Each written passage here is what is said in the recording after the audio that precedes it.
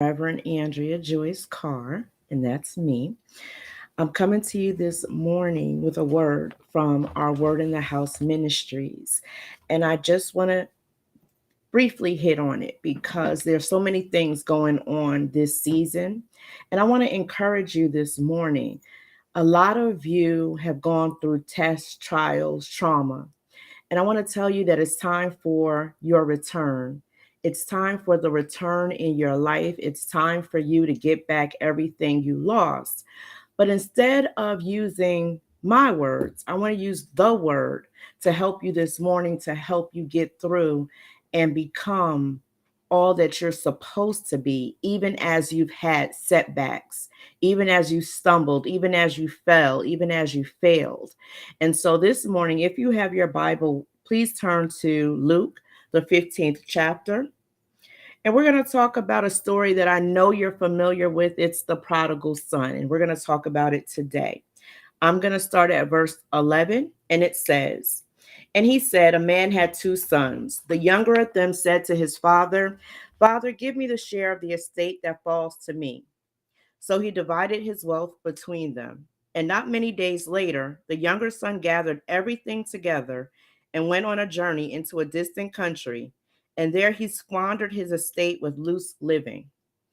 Now, when he had spent everything, a severe famine occurred in the country, and he began to be impoverished. So he went and hired himself out to one of the citizens of that country, and he sent him into his fields to feed swine. And he would have gladly filled his stomach with the pods that the swine were eating, and no one was giving anything to him." I read for you Luke 15, verses 11 through 16. And the topic of my title this morning is the return. How many of you in life feel that you were headed towards your destiny, you were headed towards your purpose, you were headed towards greatness, when something happened and it threw you off course? Whether it was an unplanned pregnancy, whether it was getting fired from your job, whether it was a death in your family, whether you decided to invest in something and it fell through. Well, I'm here to tell you today that though you may have stumbled, though you may have fallen, it's time for your comeback. It's time for the return. It's time for you to get back everything you lost and then some. Because here's the thing, you belong to a powerful God. You belong to the King of Kings and the Lord of Lords. And if we are to believe what we praise, then you should know your Father owns everything. And there's nothing too hard for him. There's nothing that he cannot accomplish in your life. All you have to do is dust yourself off, get back up, and start again. You can have everything that you say, you can have everything that you prayed for, but it starts with you believing that you can. It starts with you believing that it's yours. It's all up to you. You have to put in your mind that you can. It doesn't work until you believe it can work. And I want to share just some quick points with you to help encourage you during this week that you can have what it is that you say. We're talking about the return. And if I am going to start, let me start at the beginning. What is the return? The return is coming or going back to a place, person, or activity. See, in order for you to return somewhere, that means you are already doing something. You are already somewhere. You are already with someone. So you had to already be in order to return somewhere or to some place or to someone.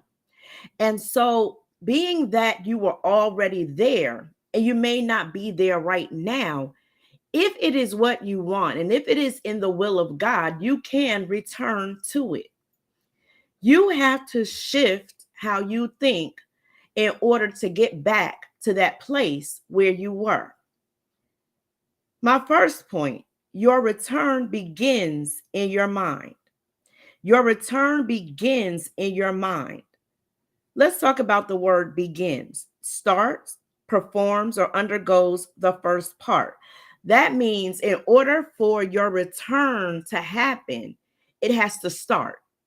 You have to undergo or perform the first step. And so the first step is it has to be in your mind.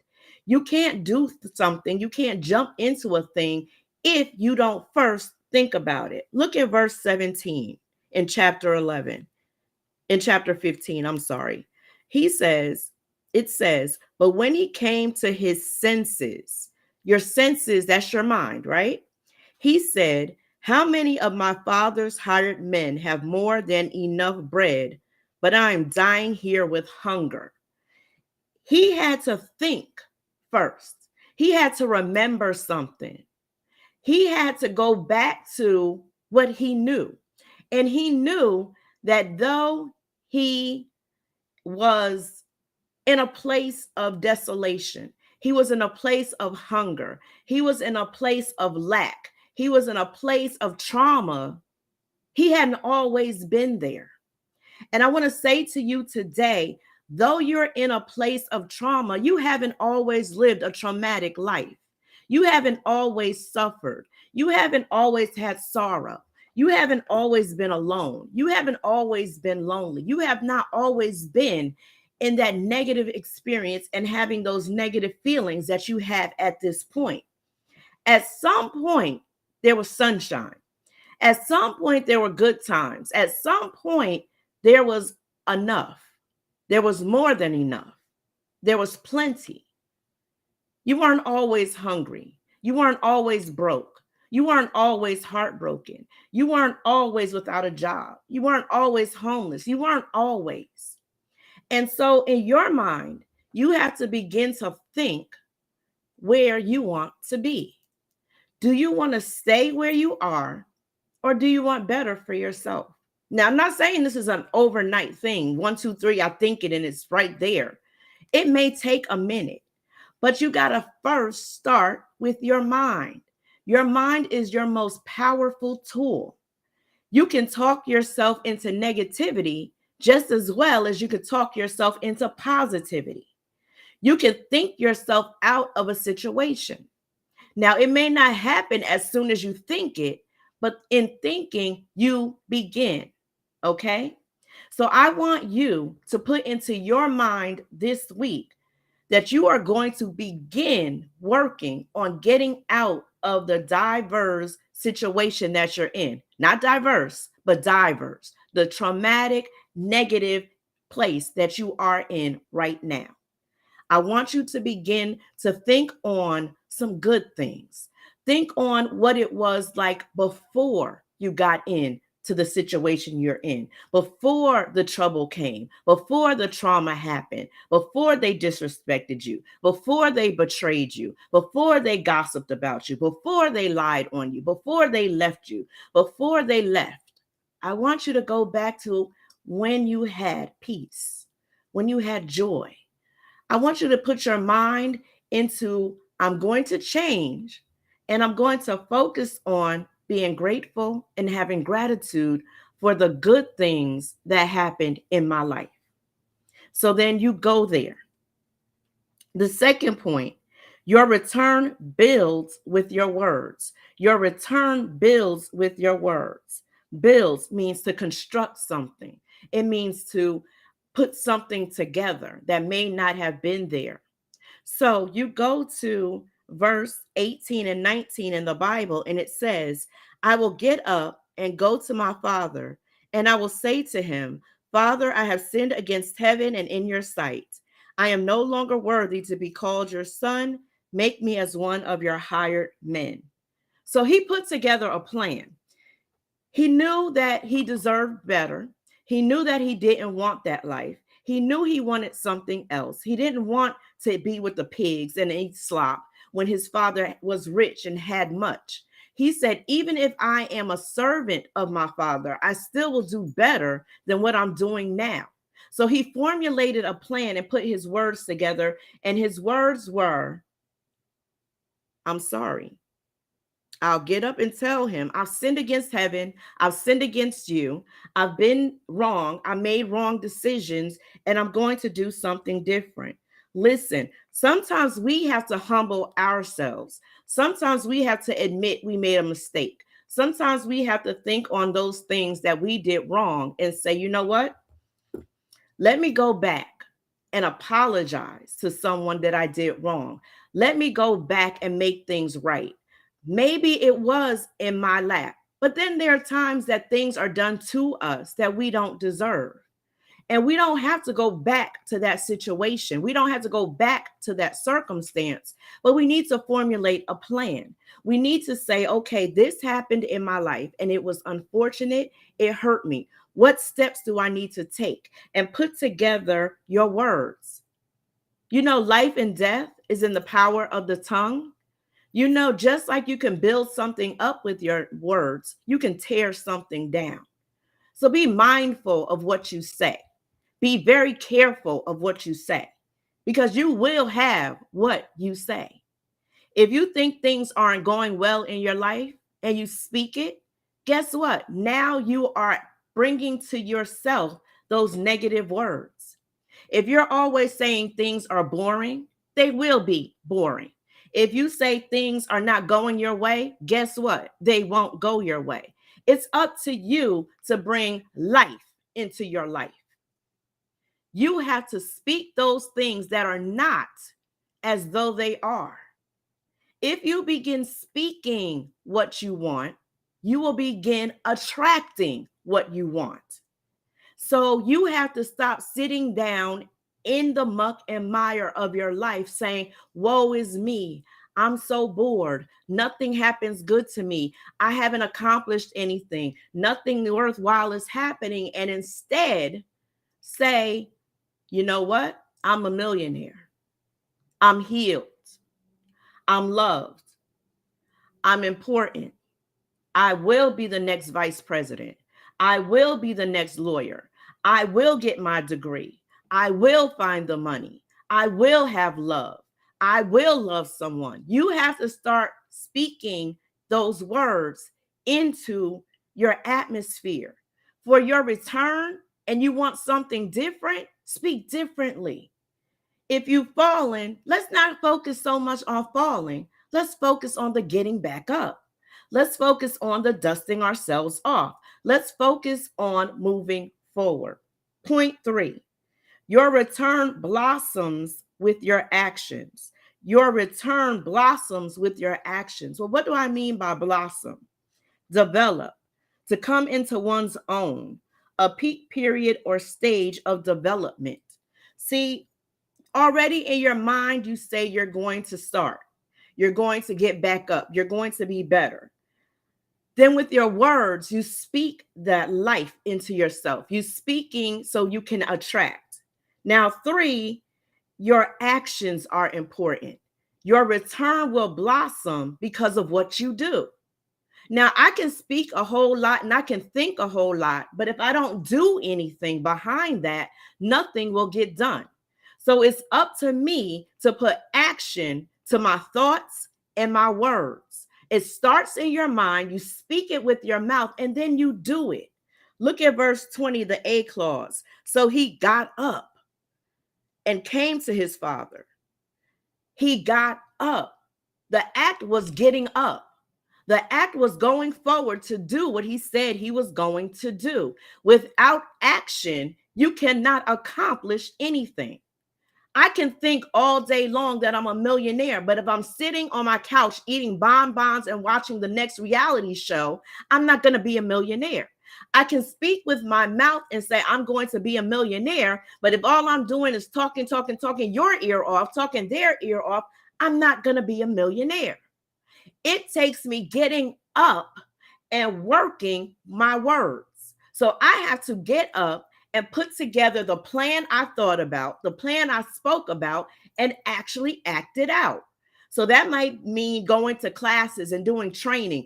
It might mean going back to school. It might be me making a business plan. It might be me going to a bank and asking for a loan. It might be me putting together a group of people and getting some investors.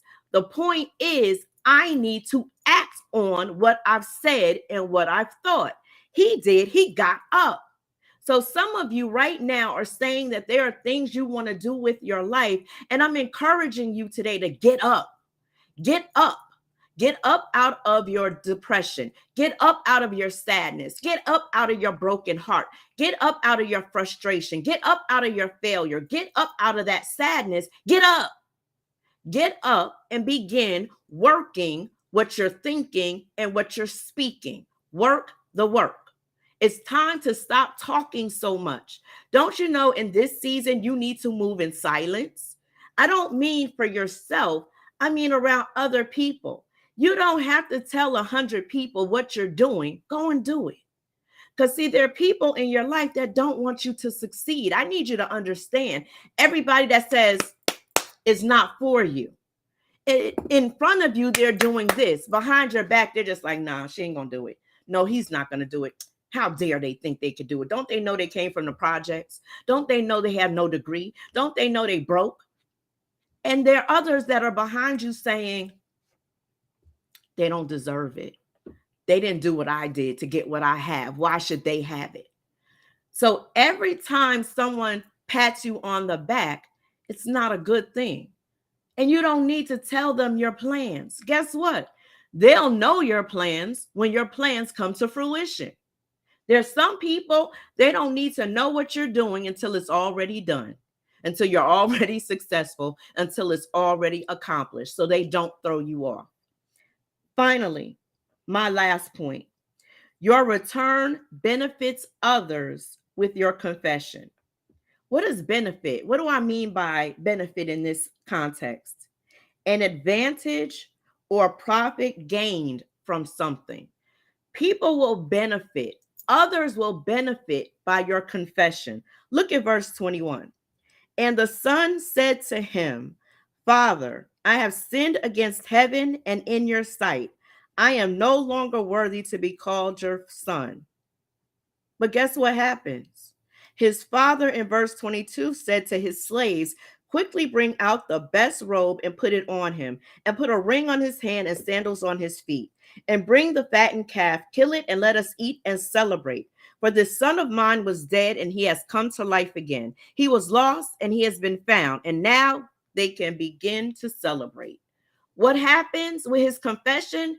Him humbling himself and saying, I have sinned against you. I have sinned against heaven. The father said, yeah, you're back. I've missed you. I love you. I've been waiting for you. And you are back. His confession benefited his father. His father was able to bring back home his son. He was able to hug him and to hold him and to love on him, something he had not been able to do because his son was gone. He left with the money and he left his father. When he left his father, he left a hole in his father's heart. Some of us need to understand that some of our decisions don't just affect us.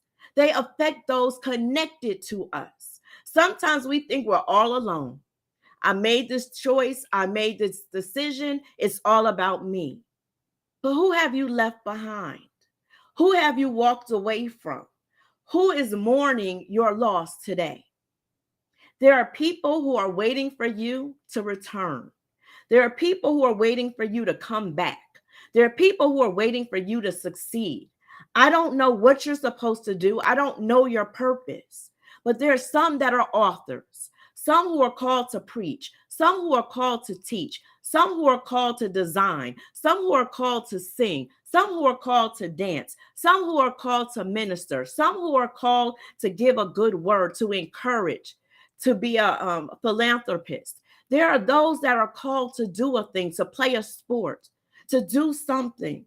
And there are people who are waiting for you to do it. There are people who are waiting for you to get done what it is you have to get done. But guess what? You will never get it done if you don't return. So what am I saying to you this morning? I'm saying for you to humble yourself, dust yourself off, pick yourself up, and try it again. It may not have worked the first time. It may not have worked the third time. It may not have worked the 10th time, but get back up anyway. Try it again. Maybe you need to work it differently. Maybe you need to cut some of those people who are tied to it, tied to you, that are around. Maybe you need to go to a different place. Maybe it's a different venue.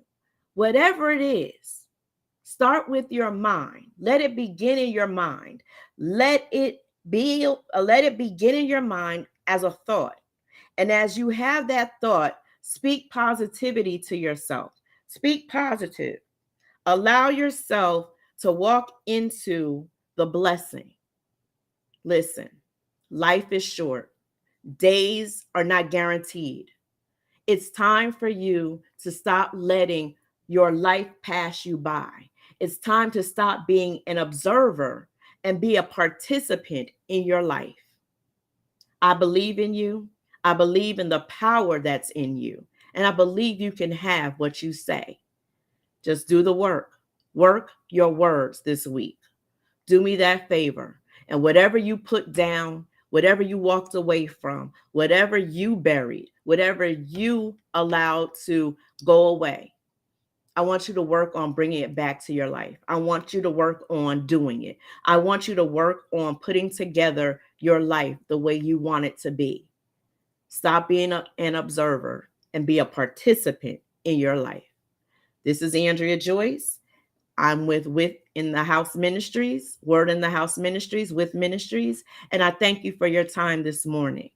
It's time for your return.